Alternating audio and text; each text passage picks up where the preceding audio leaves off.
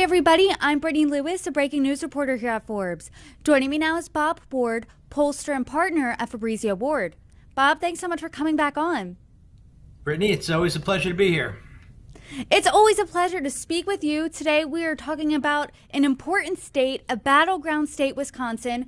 The AARP has a new poll out of that state showing a tight race, but Harris ultimately ahead. What are some of your takeaways? Yeah, it's a very close race, but Harris is in the lead by 3 points in a ballot that includes some of the third-party candidates, which will be on the ballot. And Robert Kennedy tried to get off the ballot in Wisconsin, but he will be on the ballot. In the head-to-head race between Trump and Harris, Harris is ahead by a point. So having those few extra candidates on the ballot is marginally helping Harris at this stage. She's ahead of Trump 48-45. But RFK's numbers are down to 2%. And if we go back to when we first spoke, when we did our survey right after the June debate between President Trump and President Biden, we had Trump with a 6-point lead. Biden was in really bad shakes after everyone agreed was a poor debate performance. And you had the third-party candidates back then picking up a considerable share of the vote. At 13% were voting for third-party. Much of that was going to RFK. And now that Harris is at the top of the ticket, we see a really fundamental change in what's going on in Wisconsin. Younger voters who should be a strong voter bloc for Democrats were, I think, voting for third-party candidates at the tune of 21%. They are now voting for third-party candidates only at 4%. So Trump was ahead of Biden among among younger voters, those under the age of 50, by 4 points. Now Harris is ahead by 9 points. And so there was a big shift among younger voters who sort of come back to voting for the Democrat. But Harris has made grounds across the age spectrum. She's gone up relative to where Biden was, 6 points among seniors, 5 points among voters 50 to 64, which is, quite frankly, a Republican age group, and they're still voting for Trump by 10 points, but they were voting for Trump over Biden by 16 points. So the movement is all in Harris's favor, even among groups that aren't really Democratic leaning. So this is good news for Harris, despite it being so close. But we've talked before, time and time again, just how critical the voters 50 and above are to this election, that they're more motivated to get out, to hit the polls in November. Is that what you're seeing, too, in Wisconsin? Yeah, so it is really worthwhile to zoom out and just appreciate how big older voters are. In Wisconsin, 58% of the expected electorate is going to be over age 50. 58%. If you look at the oldest and the youngest, so the seniors, 65 and over, are twice the size of the youngest age group, 18 to 34-year-olds. So even though the movement was smaller toward Harris among the older age groups, because they're so big, it allowed that ballot to shift by a net 9 points, where Trump was ahead by 6 and now Harris is ahead by 3. The motivation levels are still high among older voters. They've actually come up a bit among younger voters, but when you look at the age spectrum of let me get the number in front of me. We ask, 10 out of 10, are you motivated to vote? 91% of voters 65 plus say they are, those 10 out of 10s, extremely motivated to vote. Among that younger age group, those 18 to 34-year-olds, it's 75%. A little higher than it was 2 months ago, but there's still that gap between younger and older voters. So it's really important for campaigns to be focused on the older voters.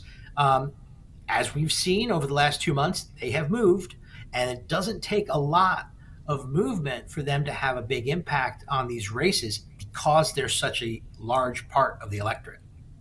Let's zoom into these voters that are 50 plus, because among these voters, Trump has a 2-point lead. But when you look at the voters who are 50 to 64, that group leans Trump. And then when you go to 65 and older, they skew Harris. Why is that?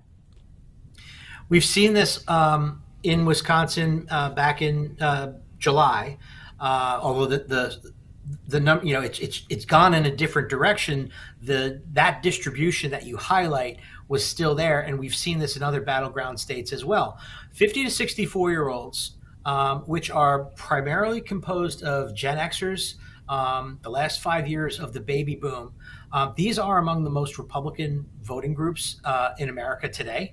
They, as I think we've mentioned on previous poll reports, they became politically aware under the time of Reagan and the end of the Cold War, and if you were to just say as a group, they probably lean a little bit more right of center their entire political lives, and now they're occupying this space in the 50 to 64-year-old group.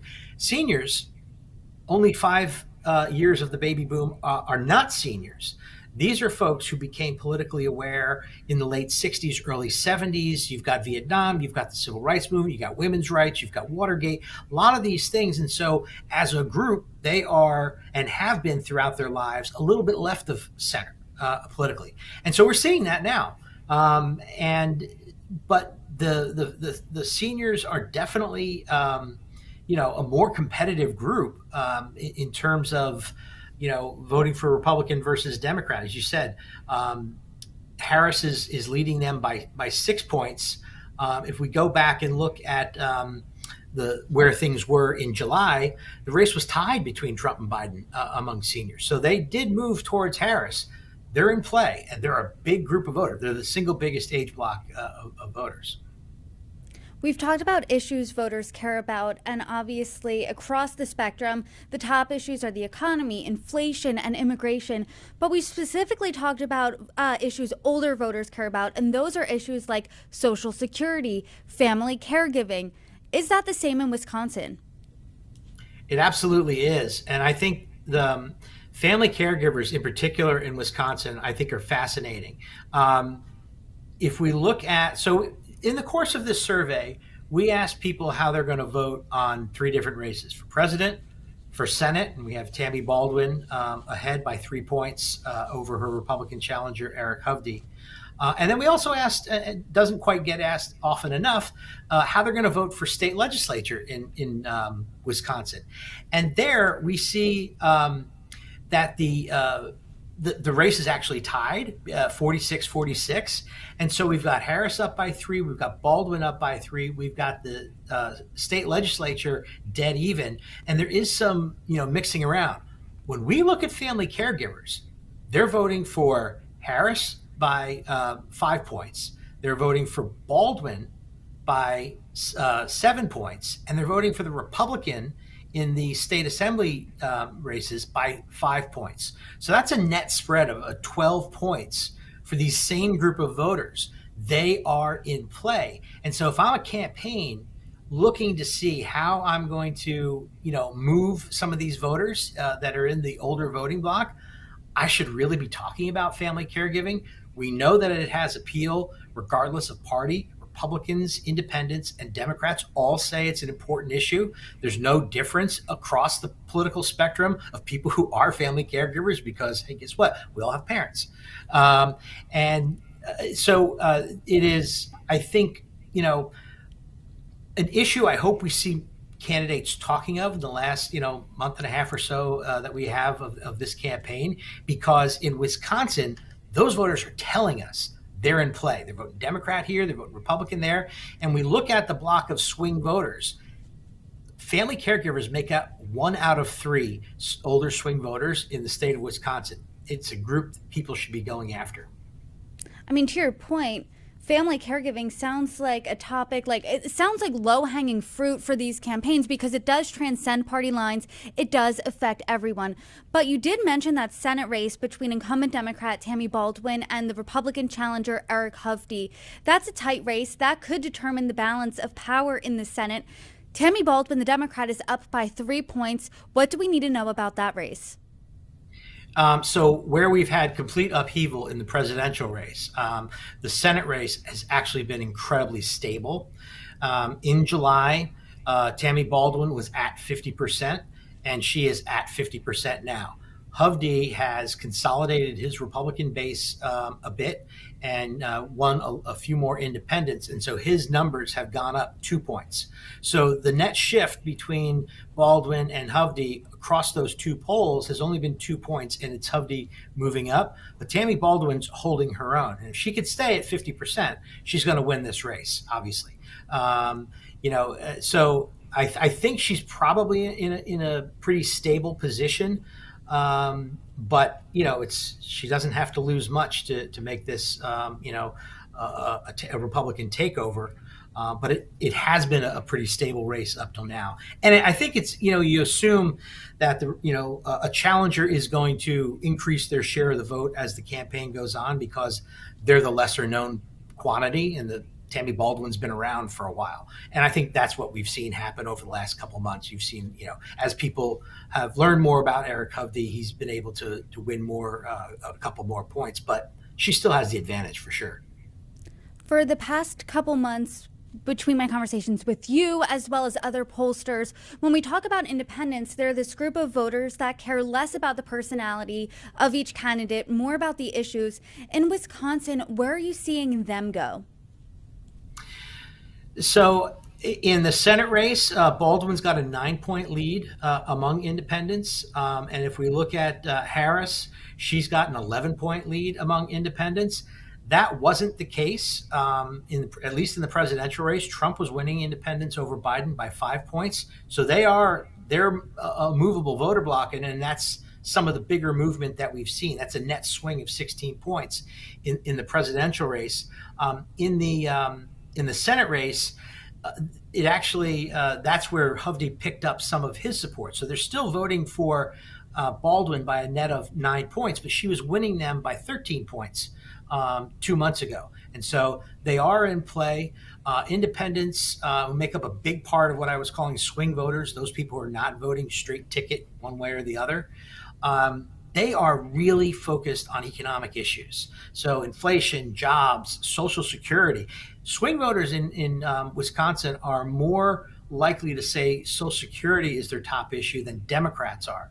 And so it really sort of paints the picture that if you're not talking about economic issues and pocketbook issues in Wisconsin, you're missing an opportunity to really connect with the voters who are swingable in the middle.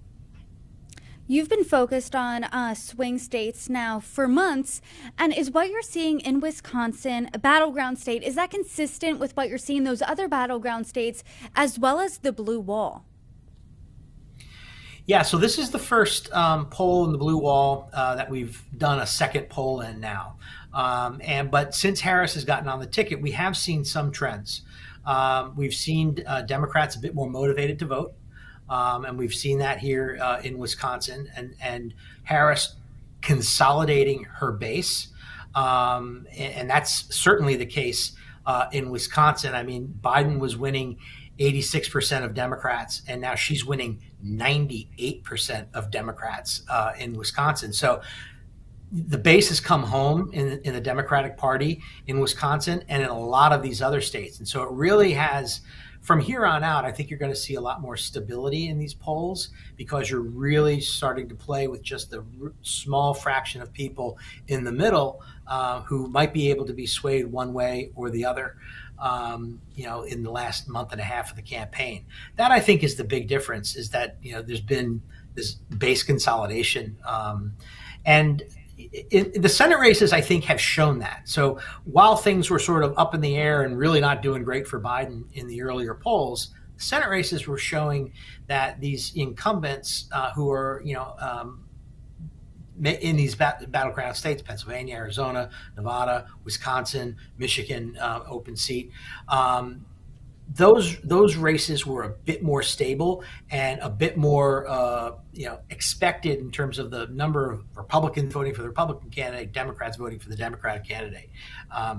Now the presidential race is sort of in that space as well. There are 10 electoral votes on the line in Wisconsin.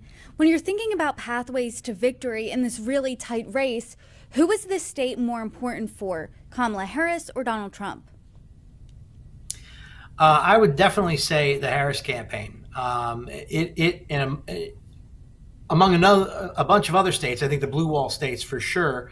Now that Georgia's more competitive, I think that sort of throws sort of a left turn for the Trump campaign about really having to compete there, because if Harris can win Georgia, then she may not have to win all of the blue wall states, although Pennsylvania still looms large, just given how many electoral votes are there, and it blocks things. If Trump is able to win that, it really closes off a lot of paths for Harris to win. But yeah, I think Wisconsin, Michigan, Pennsylvania, these are really competitive states, and they're essential, I think, for the Democrats for their path to victory. Well, a lot to look out for. And per usual, Bob, I appreciate you coming on, breaking down the numbers for us. As more polls come out, I hope you do the same. Bob Ward, thanks for the conversation. Appreciate it. Thank you very much.